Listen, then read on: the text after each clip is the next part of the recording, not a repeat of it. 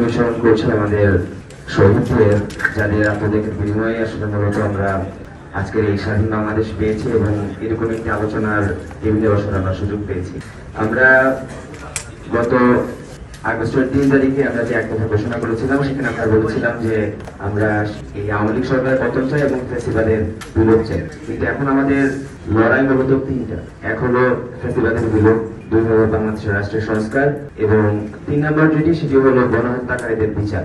যেহেতু আজকের এই যে আইনটির প্রস্তাবনার জন্য আজকের এই আলোচনা সভার আয়োজন করা হয়েছে, সেই জায়গা থেকে আমরা একটি বিষয় নিয়ে কথা বলতে চাই। সেটি হলো যে এখানে সেকশন 20A তে বলা হয়েছে যে যারা এই ধরনের গণহত্যার সাথে সম্পৃক্ত থাকবে তাদেরকে 10 বছরের জন্য তাদের নিষিদ্ধ ঘোষণা করা হবে। সেই জায়গা থেকে আমরা বলতে চাই যে আমাদের আন্দোলনকারীদের প্রায় 1424 জন, আজকে পর্যন্ত 1424 জন ভাইয়েরা আমাদের শহীদ হয়েছেন এবং আজকে সকালবেলা যিনি শহীদ হয়েছেন তিনি ক্লাস 6 এর একজন ছাত্র, তার বাড়ি বগুড়া, তার নাম রাতুল।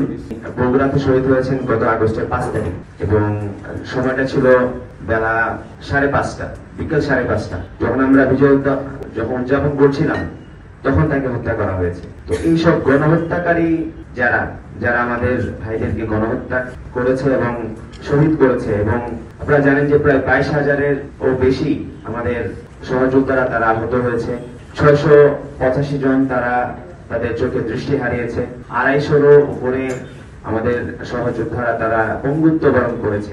তো এটি আসলে একটু অপূরণীয় ক্ষতি, যার চোখ গিয়েছে তার চোখ আসলে আমরা কখনোই ফিরে দিতে পারবো না। যিনি শহীদ হয়েছেন তার পরিবারকে আসলে কখনোই আমরা শহীদের মূল্য আসলে আমরা কখনো দিতে পারবো না। তবে আমরা যেটি পারবো সেটি হলো আমাদের ভাইদেরকে যারা শহীদ করেছে তাদেরকে বিচারের আওতায় এনে, যে রাজনৈতিক দল এই গণহত্যা সংগঠন করেছে তাদেরকে চিরদিনের জন্য বাংলাদেশের মাটিতে রাজনীতি করার অধিকার কেড়ে নেওয়া এবং তাদেরকে গণহত্যাকারী দল হিসেবে নিষিদ্ধ করার এই বিষয়টি আমরা নিশ্চিত করতে পারি। সেটি আমাদের পক্ষ থেকে আপনাদের প্রতি আহ্বান থাকবে যে এখানে 10 ইয়ার্স যে লেখা হয়েছে সেখানে এটি পরিবর্তন করে যেন এটি বলা হয় যে চিরদিনের জন্য। কারণ আমরা দেখেছি যে জার্মানিতে যখন নাৎসি বাহিনী যখন গণহত্যা সংগঠিত করেছে তখন কিন্তু সেই নাৎসি পার্টিকে চিরদিনের জন্য কিন্তু ব্যান করে দেওয়া হয়েছিল। এখানে স্পিরিটের সাথে জড়িত, সেই জায়গা থেকে এই বিষয়গুলোর জন্য খেয়াল রাখা হয়। ঠিক একই সাথে বিচার বিভাগের সংস্কার একটি কমিশন গঠন করা হয়েছে।